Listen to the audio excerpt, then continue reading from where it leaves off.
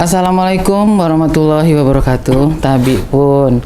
Kali ini kita akan berbincang hangat dengan Bapak Kepala Sekolah SMA Negeri 1 Kedondong, yaitu Pak Bayu Fitrianto Agusta SEMM.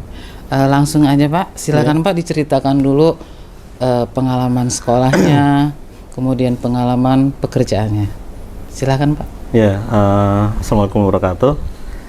Terima kasih Bu Neni sudah kita ngobrol santai ya di ruangan sini.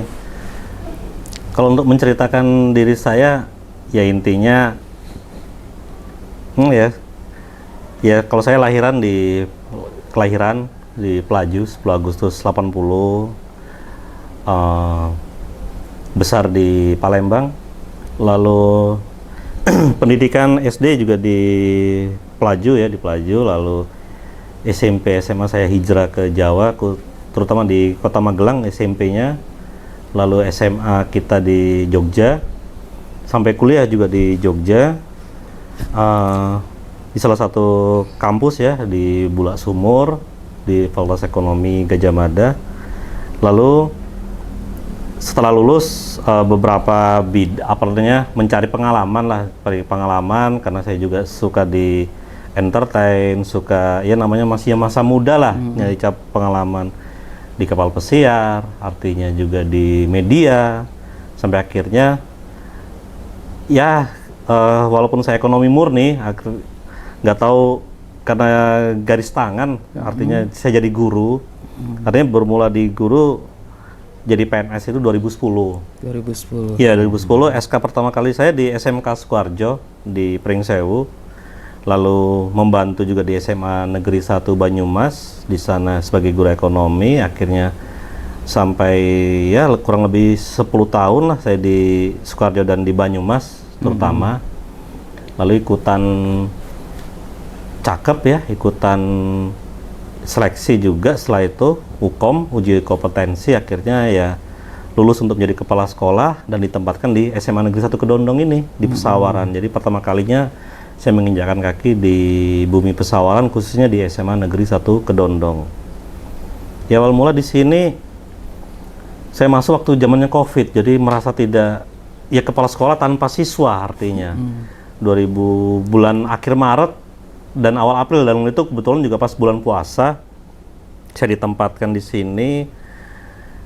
Sedih Bu, pertama kali ngeliat SMA ini.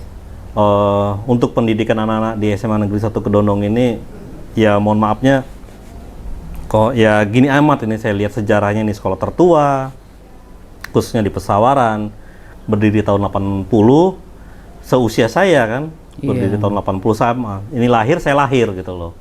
Dan diresmikan pemerintah itu SK pemerintah tahun 88, artinya ya termasuk sekolah tertua lah di Pesawaran. Tapi keadaannya kita jauh tertinggal dari sekolah-sekolah yang baru-baru, adik-adik kita, itu yang jadi miris sekali. Saya lihat sendiri dari fasilitas segala macam ya sangat itu sih, berarti itu banyak PR yang harus saya kerjakan di sini itu. Ya saya terutama yang pertama kali saya ucapkan juga kepada pendahulu saya, artinya kepala sekolah yang dahulu yang sudah memikirkan menjalankan roda kepemimpinan di SMA Negeri 1 Kedondong ini. Saya termasuk yang di sini kepala sekolah nomor 12, nah, artinya ke nomor lusin lah, selusin. Nomor 12 saya di sini, jadi saya dengan beliau-beliau yang sudah memimpin di sini, saya salam hormat kepada beliau-beliau. Ada yang sudah almarhum, ada yang masih dinas, bahkan ada yang sudah masih pensiun gitu ya. Jadi terima kasih, saya menjalankan roda kepemimpinan, meneruskan visi misi cita-cita beliau. Itu dulu. Ya. Waktu Bapak masukin sini kan Bapak ngeliat situasi ya. Waktu itu di zaman Covid nih, banyak kerusakan. Alhamdulillah sekarang sumber daya Saspras terutama Pak ya itu udah banyak yang diperbaiki. Nah kedepannya nih, kita kan udah PTM. Program Bapak kedepannya ini untuk kemajuan dan perbaikan sekolah kita ini seperti apa gitu? Kalau saya sendiri menganggap sekolah itu bagaikan manusia. Artinya manusia itu yang pertama itu penampilan. Bagaimana penampilan manusia, ya kita lah kalau misalnya melihat seseorang gitu kan, lihat penampilannya, baru kedua pelayanannya, oh orang ini ramah enggak, bagaimana pelayanannya, yaitu yang baru berikutnya lah. Jadi 2 itu yang saya utamakan dulu, penampilan. Artinya saat saya masuk ke sini, program yang saya keliling dulu sekolahan, artinya saat itu COVID, gedung itu tidak ditempatin anak-anak, tidak kosong lah, dalam keadaan kosong. Apa nih yang kurang fasilitas? Ternyata luar biasa banyak. Yang pertama kita jalankan waktu itu, saya lihat parkiran motor, parkiran kendaraan gitu ya, khususnya untuk guru maupun anak-anak itu, siswa peserta didik kita nggak ada. Jadi saya gimana nih caranya mereka punya parkir kendaraan, jadi jangan di mana-mana kan. Yang kedua juga saya pikirkan kantin. Jadi kita pengen anak itu cerdas, pintar, bersih, rapi, sehat, tapi kantinnya untuk memasukkan asupannya kurang layak, makanannya juga tidak bergizi. Akhirnya ya kita punya planning untuk memindahkan kantin tersebut, ya paling tidak mulai menjelang untuk kantin sehat. Jadi lebih banyaknya saya ke Sapras. Kedua ke pagar, karena saya lihat pagarnya bolong semua, lalu aduan-aduan dari masyarakat semuanya ini anak-anak sering bolos segala macam. Itu salah satunya kita harus menguatkan pagar dengan 1 pintu, artinya biar terkendali keluar masuknya. Jadi saya tidak punya niat apa-apa, tapi ini loh untuk melindungi aset negara. Aset negara itu termasuk siswa peserta didik, itu aset kita, karena mereka penerus bangsa kita. Bagaimana kita ini mendidik mereka, artinya kita melayanin, sudah diberi amanah sama wali murid, orang tua mereka, kita untuk mendidik mereka. Jadi itu salah satunya. Dan perapian kelas, memang luar biasa PR-nya di sini, banyak kekurangan. Toilet juga masih banyak yang kurang, musola juga kurang layak gitu kan. Makanya saya buat dulu tempat yang asri, sejuk, anak-anak bisa betah dulu, itu yang utama dulu lah. Anak-anak mau berangkat, guru juga betah. Bahkan saya rombak dulu nih yang kantor kemarin, tempat guru kurang layak, saya pindahkan tempat yang luas. Jadi perapian itu dulu lah untuk Sapras yang utama. Baru sekarang ini setelah penampilan, baru walaupun belum 100%, artinya masih banyak yang PR-nya luar biasa, masih banyak, baru ke pelayanan, artinya lebih cenderung ke guru maupun karyawan kita. Itulah tugas kita, melayanin. Saya sendiri sebagai kepala sekolah punya prinsip, saya ini adalah pelayan, melayanin guru, melayanin karyawan, dan juga melayanin siswa dan stakeholder yang lain gitu loh. Artinya saya bukan sebagai seorang bos yang minta dilayani, tapi saya harus melayanin mereka-mereka yang tadi saya sebutkan tadi. Jadi di sini saya melayanin, apa kemauan dari semuanya itu pelan-pelan kita penuhin. Itu salah satunya ya. Pertama untuk SDM itu kita terutama ke manajemen itu kita perbaikin. Bahkan kita sering studi banding beberapa sekolah yang jadi rujukan bagi kita. Beberapa sekolah kita mengambil ilmunya yang baik, kita ambil, kita sesuaikan dengan sekolah kita. Otomatis kita tidak semuanya kita ambil karena tidak sesuai dengan tempat kita sesuaikan dengan ini ya. Jadi kita udah studi banding beberapa tempat, termasuk komite kita juga ajak. Kedepannya nanti studi bandingnya ke siswa itu akan menjalin kerjasama dengan beberapa sekolahan, terutama untuk kegiatan kesiswaan, baik itu dari OSIS, Pramuka, dan semuanya itu. Jadi karena untuk terus terang aja di SMA Kedondong ini, kalau kita berbicara prestasi, tadi juga sebenarnya tadi saya bilang manusia tadi, penampilan, pelayanan, dan prestasi. Ini yang jadi PR ketiga gitu loh, prestasi. Artinya prestasi itu pelan-pelan kita mencoba, karena di sini juga ruang OSIS tidak ada, ruang pramuka tidak ada, ruang PMR tidak ada. Jadi sangat minim sekali fasilitas kita, tapi pelan-pelan atas dukungan kekompakan kita semua, baik itu dari guru, dari siswa, dari orang tua siswa, insya Allah sekolah ini akan maju, akan berkembang, asal tercipta keadaan aman, nyaman. Ya, aman itu artinya tidak perlu dirusuin orang-orang lain. Percayakan, amanahkan ke sekolahan untuk menjalankan roda kepemimpinan ini pada kami, menjalankan kapal ini sampai berlabuh di tempatnya, karena mengarungin samudera yang luas ini luar biasa. Jadi tolong, apalagi rekan-rekan alumni, yuk kita bangun sekolah ini gitu loh. Jangan dirusuin, yuk kita bangun. Kalau ngerusuin, kalau kekurangan apapun, kalau kurang ilmu kita ajak belajar lagi. tolong, apalagi alumni-alumni kita juga banyak yang di media, yang di pemerintahan dan sebagainya. Kalau mau bersatu padu, yuk, tolong loh alma mater ini dibantu gitu. Ya minimal bantu, jangan dirusuin, minimal itu. Tolong jaga keamanannya. Syukur-syukur dengan dana, kucuran dana mereka bisa menyumbangkan sesuatu untuk ini, karena untuk ya balas jasa lah. Dulu udah menjadi orang karena sekolah ini, ya sedikit rezeki dari mereka terkumpul rame-rame kan, kita udah ribuan yang alumni di sini. Masa sih kita nggak bisa bagusin sekolah ini? Karena sekolah ini terbangun ini kan khusus untuk anak-anak, khususnya di wilayah Kedondong, Y5 dan Wahilau. Jadi kita mendidik anak-anak itu untuk menjadi orang yang berguna di kemudian hari. Bapak tahun ini udah 3 tahun Pak ya di sini. Iya, hampir di bulan nanti bulan Maret, akhir Maret ataupun awal April nanti saya udah 3 tahun di sini. 2023 berarti udah 3 tahun di sini. Iya. Nah kemudian kita kan baru PTM baru berapa bulan ini Pak ya? Iya. Baru dari tahun Semester ajaran inilah, baru ya lebih, kita PTM. Nah waktu sebelum PTM kan Bapak asik-asik aja tuh, karena kan kerjaannya cenderung untuk konsentrasi di Saspras, karena kita nggak ada PTM. Nah sekarang kan PTM nih. Nah kemudian harapan Bapak mungkin di sekolah sebelumnya pasti iklimnya beda Pak ya sama di sini. Nah mungkin Bapak bisa ceritakan di sekolah sebelumnya dan harapan PTM-nya di sekolah kita ini maunya seperti apa gitu. Ya kita nggak muluk-muluk, jadi tidak harus yang kita mencontoh yang tempat lain, ya kita mengaca diri lah. Artinya kita bercermin pada diri sendiri. Misalnya guru nih, saya sebagai seorang pendidik, apa sih itu pendidik itu tugasnya apa? Oh, pendidik itu pelayan gitu loh. Mereka apalagi pendidik-pendidik ini udah profesional, mereka udah mengetahui tugas guru itu sebagai apa. Jadi tidak hanya mengajar, mengevaluasi, punya perencanaan dan sebagainya. Jadi ya namanya guru itu kan tempat untuk menimba ilmu, sekolah itu menimba ilmu. Siswa datang ke sini menimba ilmu, yang mau ditimba itu kan gurunya. Dari guru, sumbernya itu kan dari guru. Walaupun nanti dibantu dengan media dan sebagainya, maksudnya ada beberapa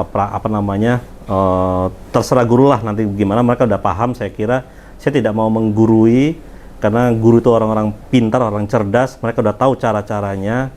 Saya kira ya guru tahu sendirilah, saya tuh harus kerja secara profesional gimana. Yang pasti disiplin, komitmen, itu aja. Hilangkan rasa malas gitu loh, karena musuh yang terutama tuh malas, karena tiap hari pasti kita diserang dengan rasa malas. Itu yang utama, saya disiplin dulu. Karena saya ingat sesuatu dari pepatah dari seseorang yang bijak, itu mengatakan bahwa kalau kita mau jadi sukses, tiru 4 kesuksesan. Satunya sukses, artinya komitmen, punya cita-cita, artinya kita punya target, itu yang pertama. Komitmen dan target ya. Yang kedua disiplin. Kalau kita punya target tapi nggak disiplin, percuma. Yang nomor 2 disiplin. Nomor 3 kerja keras. Mustahil kalau kita mau jadi orang kaya, mau jadi sukses, mau jadi orang pintar, nggak kerja keras gitu. Yang keempat pasti ibadahnya yang kuat ya. Artinya ibadah itu dengan doa dan sebagainya. Itu keempat-empat ini dijalankan, insya Allah apa ya pun yang diharapkan itu. Lalu saya sendiri sebagai sekolah dulu megang prinsip, kalau saya mau jadi besar, besarkanlah pimpinanmu. Itu prinsip saya. Kalau kamu menjadi orang besar, besarkanlah pimpinanmu. Itu yang, kalau kita mengecilkan pimpinan, nggak mungkin kita nanti jadi orang besar gitu lah. Jadi kalau kita mau jadi orang besar, besarkan pimpinanmu. Dan itu saya selalu siram pepatah-pepatah itu kepada anak-anak saya, maksud saya ke anak-anak didik saya, ke siswa-siswa SMA 1 Kedondong. Yang pasti mereka 4 itu yang dijalankan. Salah satunya disiplin, datang dengan rasa malu lah, malu datang terlambat, malu pulang cepat gitu kan. Yang penting kalau yang semester ini, karena mereka terbiasa kemarin 2 tahun ya COVID, hampir 2 tahun setengah. Artinya rasa malas itu udah numpuk sekali. Semester awal ini saya pembiasaan dulu, jadi saya nggak terlalu ketat, pembiasaan dulu, tapi kan ada progres. Masa di bulan Juli, Agustus sama aja ke bulan September, Oktober, artinya ada progres. Oh kemarin datangnya segini, besok lebih ditingkatkan lagi, segalanya ditingkatkan. Jadi anak-anak itu dari kehadiran, alhamdulillah kerjasama dengan teman-teman tim disiplin, baik itu dari guru, dari BK, dari security dan sebagainya, udah luar biasa. Baik itu disiplin waktu, disiplin seragam, cara berpakaian mereka rapi. Ini sekolah, tempat pendidikan, jadi bukan pasar. Jadi kita menggunakan sesuai dengan aturan, kita punya tata tertib, itu yang jalankan. Dan kita tidak segan-segan untuk melakukan pembinaan, baik itu dari guru sampai ke siswa juga kita lakukan pembinaan. Apabila tidak bisa dibina lagi, ya kita serahkan kembali ke asalnya. Artinya kalau siswa itu tidak bisa dibina kembali, kita serahkan pada orang yang nitipkan selama ini ke orang tua.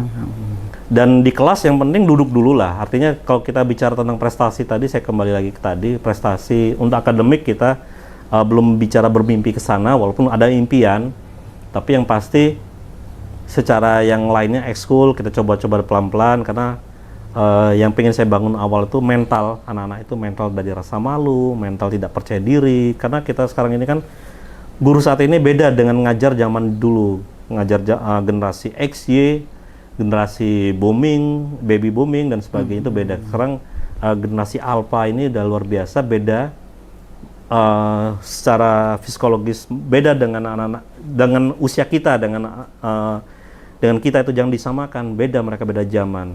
Sekarang medsos di mana-mana, game di mana-mana, itu bagaimana bijak kita harus ngikutin mereka gitu loh. Maunya mereka apa, ya itu salah satunya harapan saya, anak-anak mau mengikuti aturan sekolah, nggak usah muluk-muluk dulu, yang penting kita jalanin pelan-pelan gitu. Oke, itu bicara bincang hangat kita dengan Pak Bayu yang saat ini adalah menjadi kepala sekolah di sini. Untuk yang terakhir Pak ya, ada pesan buat teman-teman guru, pesan buat anak didik kita, bagaimana ini pesannya? Ya, kalau dari seragam, pas saya saat ini kan sebelum saya masuk ke pesan gitu ya, jadi kita yang pasti namanya kita punya perencanaan 1 tahun, 4 tahun, jangka pendek, jangka menengah, dan jangka panjang yang ke 8 tahun. Itu artinya visi misi kita jalankan, tujuannya kita apa jalankan, kita jalankan. Makanya saya sering mengadakan monitoring, monef, evaluasi per bulan, bagaimana, dan anak-anak kita kan ini penuh dengan keceriaan, mereka harus dengan punya masa depan yang ceria. Makanya kita pilih waktu itu warna jingga dari seragam batik, kita desain sendiri, seragam olahraga, artinya mereka harus bersinar, memiliki cita-cita, bisa menghangatkan. Yang pasti kita berprinsip jadilah manusia yang berguna, gitu kan. Bagaikan lilin bisa menerangin semuanya, jangan menjadi sampah, tapi menjadilah lilin yang bisa menerangin semuanya, bisa berguna. Bahasanya kalau bahasa dulu, urip itu urup, artinya hidup itu untuk menghidupi, berguna bagi masyarakat sekitar, bangsa maupun negara. Jadi yang pasti disiplin, lalu kita punya target, lalu kita juga pelayanan kita semuanya. Ya pasti harapannya mudah-mudahan SMA Negeri 1 Kedondong bisa meningkat, baik itu prestasi, bisa meningkat segala halnya. Mudah-mudahan itu semua dukungan dari segala pihak, tidak bisa salah satu pihak aja yang menjalankan, tapi semuanya kerjasama, kekompakannya. Yuk kita jaga ini sekolah kita semua. Yang memperbaikin ya kita juga, bukan orang lain, ya kita semua ini. Yang pasti kekompakan, kesatuan, persatuan kita semua. Yang setiap namanya gelas berkumpul pasti ada benturan-bentik, itu biasa, tapi jangan dijadikan suatu hal yang luar biasa, karena kita satu keluarga, satu atap, the big family of SMA Negeri 1 Kedondong, artinya kita keluarga besar SMA Negeri 1 Kedondong, baik itu alumni, baik itu rekan-rekan yang sudah purna tugas. Yuk kita bersatu bangun sekolah ini yang lebih baik, memiliki nama, jangan sampai di luaran itu asing mendengar kata SMA Negeri 1 Kedondong, artinya mereka udah familiar, SMA yang punya prestasi, punya yang ya tidak di mata ataupun di telinga orang tidak angker lagi gitu loh. Sekolah yang memang layak anak-anak tuh menempah ilmu pendidikan di sini. Itu dari saya. Terima kasih. Ini ada yang kelupaan sedikit Pak. Sebelum Bapak di sini kan kita tidak ada istilah apa tuh Pak yang Bapak buat Bawiara, moto ya. Mungkin ini Bapak bisa jelaskan. Bawiara itu kepanjangan dari singkatan dari apa, kemudian artinya apa, biar semua ngerti gitu loh. SMA Kedondong punya moto Bawiara gitu. Bawiara itu sebenarnya kita ini kan hidup dengan nenek moyang kita. Moto Bawiara itu kita ambil dari bahasa Sanskerta, artinya itu bukan bahasa nenek moyang kita.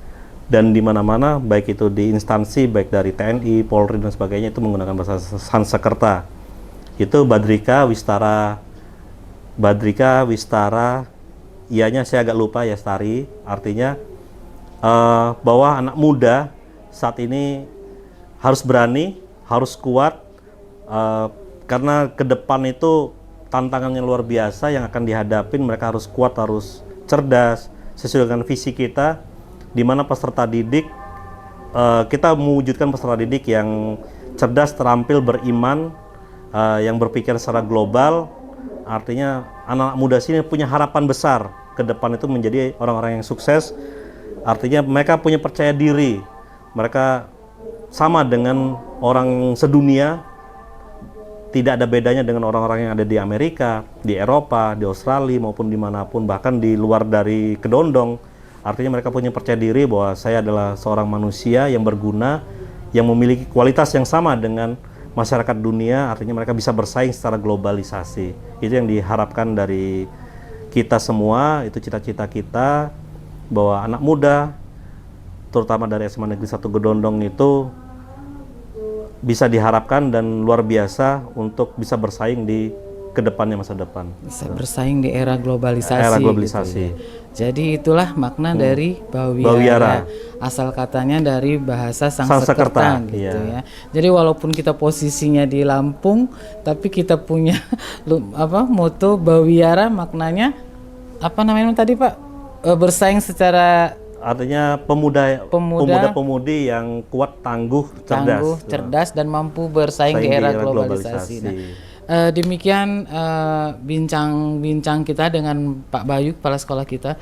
Ada mungkin lagi Pak yang ingin ditambahkan, mungkin yang tadi kita lupa kesampaian? Yang harapan saya yang kedua itu, kalau tadi kita di internal, sekarang ini rekan-rekan yang alumni, yuk tolong kita bangun bentuk persatuan ikatan alumni SMA Negeri 1 Kedondong, bahwa SMA ini masih membutuhkan kalian untuk membangun. Jadi jangan lulus dari sini lepas saja, karena sampai tua pun, sampai kapanpun, teman-teman yang alumni pasti tetap terikat dengan, saya alumni SMA 1 Kedondong. Mau dimanapun, dia berada di dunia manapun, pasti ditanya di alumni SMA Negeri 1 Kedondong. Yuk kita bangun bersama-sama di sini, bangun dan jangan merusuin, karena ya selama ini karena ada juga beberapa alumni yang merusuin, itu yang karena saya ngelus dada, malu dengan guru, malu dengan apa yang ilmu yang kita dapatkan, kok kita ya itulah, tolonglah dijagalah SMA ini. Itu aja sih maunya saya. Jadi itu harapan kepala sekolah untuk alumni yang sudah lulus dari sini. Mari kita sama-sama membangun sekolah kita untuk menjadi lebih bagus dan lebih baik dari yang sekarang. Apalagi usia kita tahun ini menginjak 35 tahun ya Pak ya, Februari nanti. 35 tahun tuh kalau ibaratkan manusia kan sudah dewasa. Sudah mapan. Nah, kita berharap SMA kita ke depannya akan lebih bagus lagi. Demikian bincang kita kali ini. Terima kasih Pak Bayu untuk waktunya. Sama-sama Bu Neni ya. Terima kasih Pak Bayu untuk waktunya. Jangan lupa rekan-rekan sekalian untuk like, subscribe, dan komen. Terima kasih. Wassalamualaikum warahmatullahi wabarakatuh.